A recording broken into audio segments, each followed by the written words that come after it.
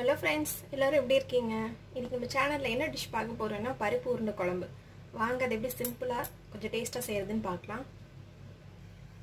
இப்போ ஃபஸ்ட்டு நம்ம குழம்பு தாளிச்சிக்கலாம். அதுக்கு ஒரு கடாயில் கொஞ்சமாக எண்ணெய் ஆட் பண்ணிக்கலாம்.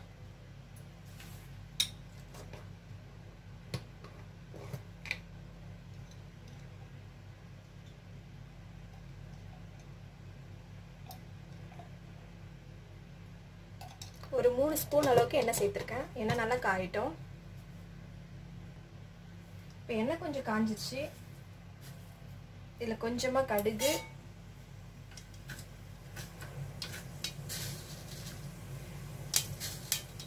கொஞ்சம் வெந்தயம்,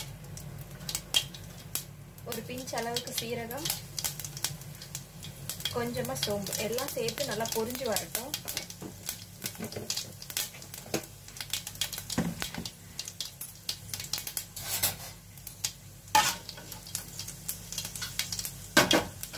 இப்போ இதில் வெங்காயத்தை ஆட் பண்ணிக்கலாம்.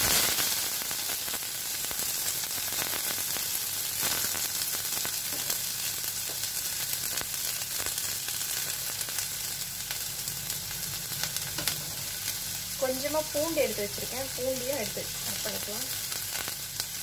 ஒரு 10 பல் அளவுக்கு பூண்டு, ஒரு துண்டு இஞ்சி சின்ன சின்னதாக நறுக்கியிருக்கேன். அது இது கூட சேர்த்துக்கோங்க.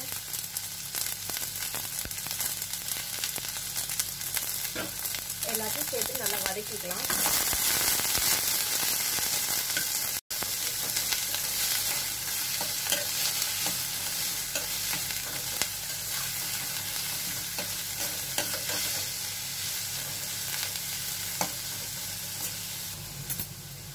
இப்போ இது கொஞ்சம் கருவேப்பிலை சேர்த்துக்கலாம். இது காஞ்ச கருவேப்பிலை, பச்சை கருவேப்பிலை என்கிட்ட இல்லை, அதனால தான் நான் இது மாதிரி சேர்த்துக்கிறேன். எனக்கு இங்கே ரொம்ப கிடைக்காது. இதையும் சேர்த்து நல்லா வதக்கிக்கலாம். இப்போ வெங்காயம்லாம் இப்போ நல்லா வதங்கிடுச்சு. இப்போ இந்த ஸ்டேஜில் நம்ம தக்காளி எடுத்து சேர்த்துக்கலாம். ஒரு தக்காளி நறுக்கி வச்சுருந்தேன், அது இது கூட சேர்த்துக்கலாம்.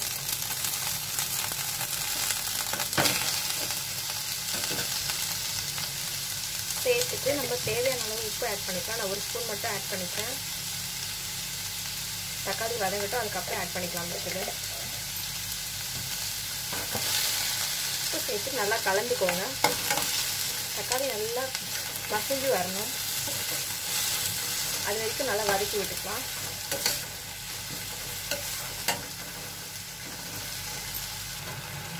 நம்ம போட்ட தக்காளியெல்லாம் நல்லா மசிஞ்சிருச்சு. இப்போ மசாலாலாம் சேர்த்துக்கலாம். மசாலானா நிறையெல்லாம் சேர்க்க போகிறதில்ல. மஞ்சள் தூள், மிளகாத்தூள் தான் சேர்க்க போகிறோம். கொஞ்சமாக மஞ்சள் பொடி சேர்த்துக்கலாம்.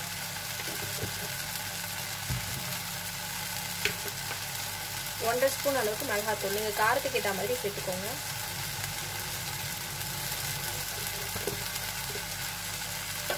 எல்லாத்தையும் சேர்த்துட்டு நல்லா வதக்கிக்கோங்க. இந்த வாசனை எல்லாம் போகட்டும்.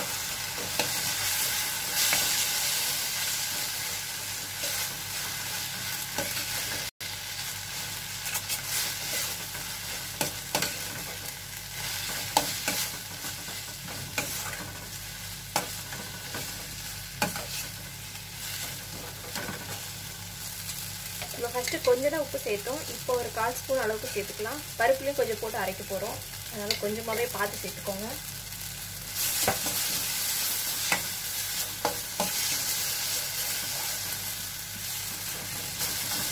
நான் சின்ன நெல்லிக்காய் அளவுக்கு புளி எடுத்து ஊற வச்சுருக்கேன். இதையும் கரைச்சி இது கூட சேர்த்துடலாம்.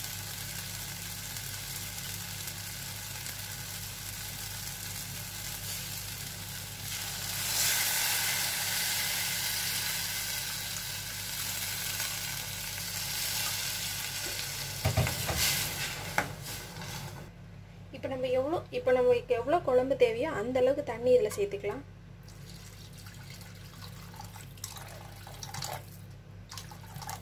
போதும். இப்போ தண்ணியாக தான் இருக்கும். இது நல்லா கொதிச்சு வரட்டும். நம்ம உருண்டெல்லாம் போட்டதுமே குழம்பு எப்படி கெட்டியாக போகுது பாருங்கள். இது நல்லா கொதிச்சு வரட்டும். கொஞ்சம் ஒரு 5 மினிட்ஸ். அதுக்குள்ளே நம்ம பருப்பு அரைச்சிட்டு வந்துடலாம். இப்போ ஒரு மிக்ஸி ஜார் எடுத்துருக்கோம். நம்ம ஊற வச்ச பருப்பு இதில் சேர்த்துக்கலாம்.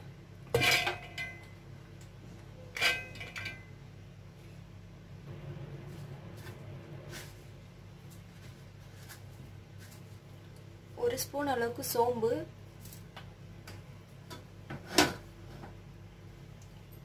ஒரு துண்டு இஞ்சி 3 பல் பூண்டு இதையும் சேர்த்துட்டு இது கூட அரைச்சிட்டு வந்துடலாம். கொஞ்சம் சால்ட் சேர்த்துக்கலாம். ஏற்கனவே நம்ம குழம்புல சேர்த்துருக்கோம், கொஞ்சம் பார்த்து சேர்த்துக்கோங்க.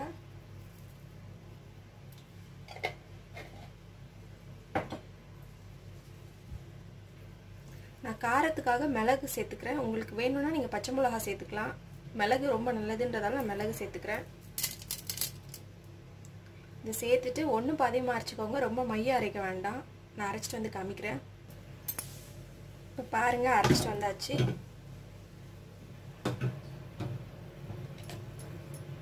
உங்களுக்கே பார்த்தீங்கன்னா தெரியும், ஒன்று பாதியமாக இருக்குது, ஒன்று முழுசு முழுசாக இருக்குது பாருங்கள்.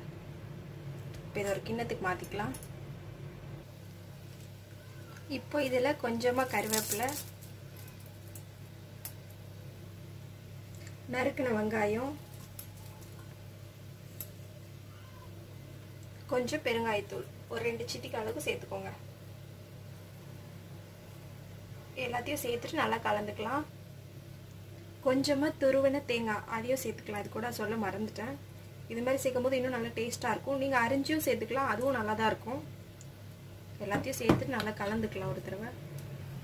இப்போ நம்ம குழம்பு ஓப்பன் பண்ணி பார்க்கலாம். நல்லா கொதிச்சிருக்கோம். இங்கே பாருங்கள், நல்லா கொதிச்சு வந்திருக்கு. நம்ம இவ்வளோ தண்ணி ஆட் பண்ணோம், இவ்வளோ இதை சுண்டிச்சு பாருங்கள்.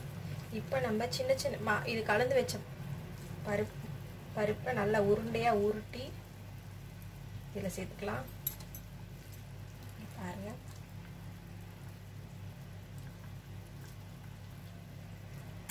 உங்களுக்கு எந்த ஷேப் வேணுமோ அது மாதிரி சேர்த்துக்கோங்க.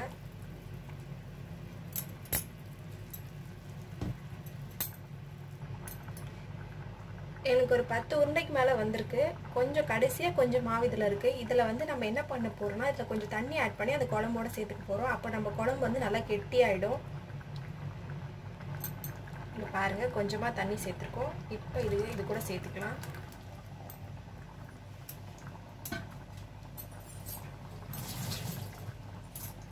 சேர்த்துட்டு பொறுமையாக கலந்து விடுங்க, உண்டெல்லாம் உடையாத அளவுக்கு.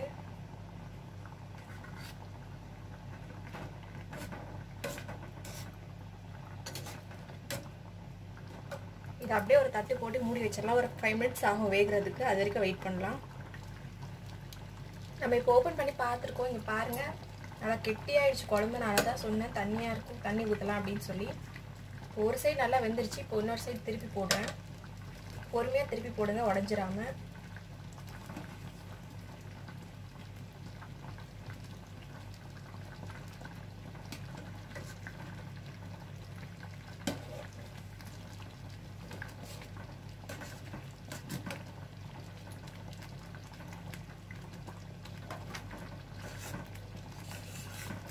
திக்காக வேணும்னு நினச்சிங்கன்னா அந்த மாவு கரைச்சி ஊற்றலாம். இல்லை வேண்டாம், எனக்கு தண்ணியாகவே இருக்கட்டும். சில பேர் தண்ணியாக இருக்கிறது தான் பிடிக்கும். அப்படி இருக்கவங்களுக்கு வந்து நீங்கள் அதை வந்து மாவு கரைச்சி ஊற்ற வேண்டாம். அவ்வளோதான். இது ஒரு 5 மினிட்ஸ் அப்படி இருக்கட்டும், வேகட்டும். வெயிட் பண்ணலாம். ஒரு 5 மினிட்ஸ் ஆயிருக்கு. இப்போ நம்ம ஓப்பன் பண்ணி பார்க்கலாம். பாருங்க எப்படி வெந்திருக்குன்னு சொல்லிட்டு. நம்ம போட்ட உண்டையெல்லாம் அப்படியே முழுசாக தான் இருக்குது, கரையலை.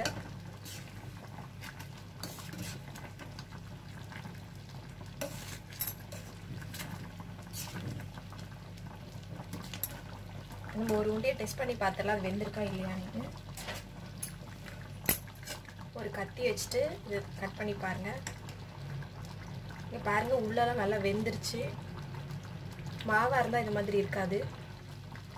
அவ்வளோதான். இந்த ஸ்டேஜில் நம்ம ஸ்டவ் ஆஃப் பண்ணிக்கலாம். நம்மளோட பருப்பு உருண்டை குழம்பு இப்போ சூப்பராக ரெடி ஆகிடுச்சு. இந்த டிஷ் நீங்களும் வீட்டில் ட்ரை பண்ணி பாருங்கள். எப்படி வந்துச்சுன்னு ஃபீட்பேக் சொல்லுங்கள். என்னோடய சேனல் உங்களுக்கு பிடிச்சிருந்தா, என்னோடய டிஷ் உங்களுக்கு பிடிச்சிருந்தா லைக் பண்ணுங்கள், ஷேர் பண்ணுங்கள், கமெண்ட் பண்ணுங்கள். மறக்காமல் சப்ஸ்கிரைப் பண்ணிவிடுங்க.